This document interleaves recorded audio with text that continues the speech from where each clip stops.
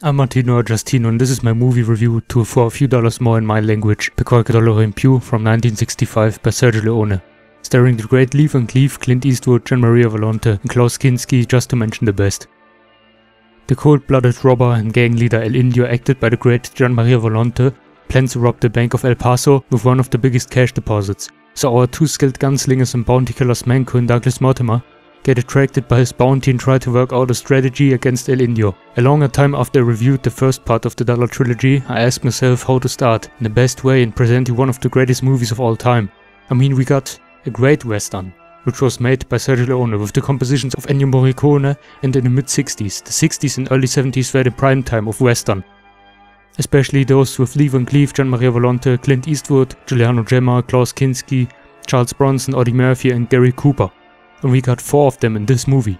The story and its twists and continuous ongoing rivalries for the bounties and the attack on the bank is immeasurably thrilling and exciting, which also gets supported by the greatest composer of all time. It's one of those movies that are filled with packed gunfights, deep dialogues, endless tension which doesn't allow you to take a piss or your eyes off the monitor, and each theme that kicks in during a duel or epic scene causes your whole body goosebumps to the ceilings.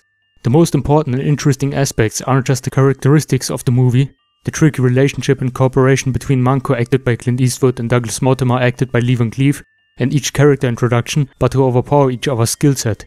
And the probably strongest feature of this golden movie is the villain El Indio, and his motives, his madness, and most importantly own conflicts and linked decisions, how he tries to surpass all the others and trick everyone for his own goals.